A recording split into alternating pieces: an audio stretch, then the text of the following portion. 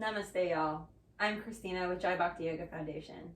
Before we begin, please be sure to subscribe below to our YouTube channel so you can continue to receive all of the tutorials that we offer on a daily basis. Today we are working on Eka Pada Galavasana, which is also known as flying pigeon pose.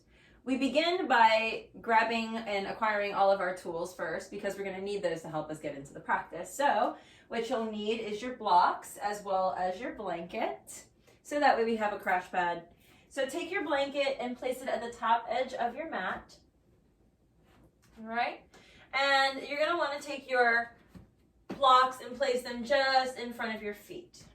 And then from here, let's come up to standing pose and let's take our right foot up, cross it over the left thigh. Excellent. Kind of like we were in a tree position. We're going to fold forward and take the hands to the blocks. And we are going to bend the left knee and keep looking forward. Draw your belly button in here. Building the strength to sustain the pose. Now you're going to take your hands out about shoulder distance apart. Bend the elbows and let your shin rest on the backs of your arms there, your triceps. Your belly button's drawing up and in. Look forward. Take a couple more breaths. Inhale, press down into the hands, lift up, turn the blocks, a quarter turn. And now bend the knee, float forward slightly more. Lift the belly up and in, sustain. Where your eyes go, you go. Look past the blanket in front of you or the pillow. Begin to lift your heel of your left foot up and off the ground. Belly up and in. You're wrapping the left foot around the tricep of the left arm. And exhale, release your foot back down. Release the blocks down, quarter turn, hands strong, push into the blocks, bend the knee, wrap the foot, the right foot around the left arm, look forward. I think that's why I paused. I was like, did I say the wrong thing? And then begin breathing very strong here. Push into your hands. You might lift your heel off the ground. And release your foot back down. Now we're going to take the blocks away from the blanket, take the hands down, bend the knees, shift the weight onto the backs of the arms, lift the tushy, lift the foot off the ground fully here, 3 breaths. And when you're done, put your foot back down and release, come all the way down, forward fold. Inhale, come all the way up, arms up, and hands to heart space. We're going to repeat this time and extend the leg long behind us. What you want to do is absolutely encourage your abdominals to strengthen here. Squeeze the legs nice and strong and kick actively through the heel of the flying leg. Your arms are very active, but really it's the breath that's doing the work.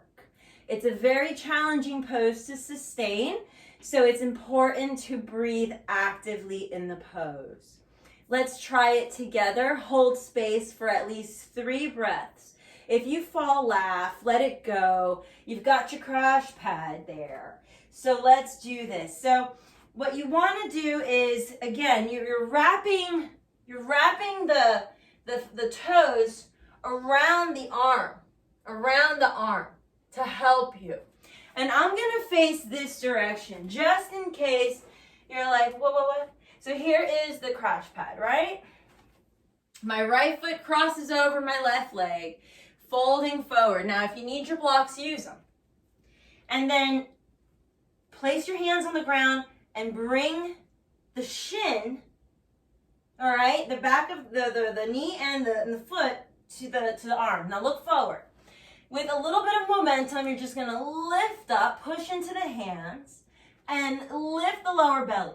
Now you're going to lift your knee up off your leg and up to the sky, as high as you can. You've got your crash pad, so if you fall, laugh.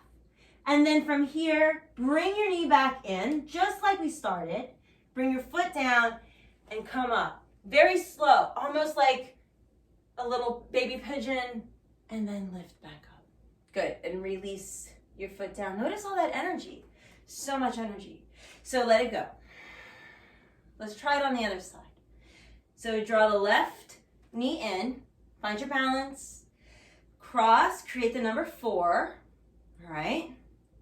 Lower belly up and in. Don't get discouraged. You're like, oh my God, I'm not able to do it. Yes, you can. Bend your right knee. Put your hips back. Stomach towards your thighs. Hands down. So remember, like all those poses we do in practice, Utkatasana, Uttanasana, all of these folding poses. Stomach to the thigh, stomach to the side, stomach to the thigh. Here we go again, stomach to the thigh. Wrap the shoulder, or wrap your foot around your shoulder. Man, that would be something. Place your hands down, and you're gonna bring that shin right up into the arms there, right into the back of the arms, and lift that right foot off the ground. And then lower the foot down and come back to seat. And then again, inhale, push into the hands, look forward, belly up and in, lift the toes, and then exhale, lower. And maybe you have a block under your foot and you're taking off of a perch and you play that way. Otherwise, we're gonna come all the way into it this time, and one side's always different than the other. Lift off and breathe. Start to lift the knee up and extend the leg.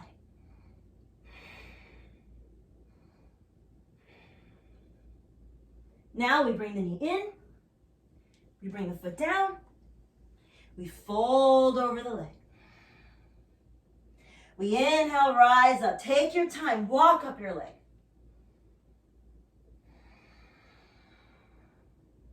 Hands together and release your foot. Shake it all out, shake it all out. Now let's go back to the wrists. Make wrist rotations. This is very important. We put a lot of energy in our hands in these poses, in these arm balances. So when you're in your arm balances, do not put so much effort into the wrists. Place into like a perch, like a crow, into the palm and the balls and the fingers. And the palm of your hand is like a suction cup. And it pulls you up, and draws you up, belly up and in.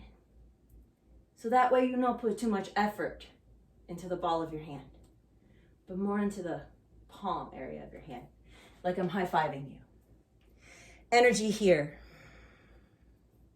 Cup and push down to rise up. When you push down, the antebrazo, the forearm, and the biceps and the triceps activate to sustain the pose. I hope this helps you. And if you have any questions, comments, or concerns, please write your comments here so that we can evolve together, grow together. I love to study yoga, and I love to educate as much as possible as you educate me and I educate you. May the light in me honor and bless the light that's inside of each and every one of you. Be sure to follow us on Instagram and all the other social media outlets out there, from Facebook, LinkedIn, Twitter, at JBYF Yoga. Namaste, y'all.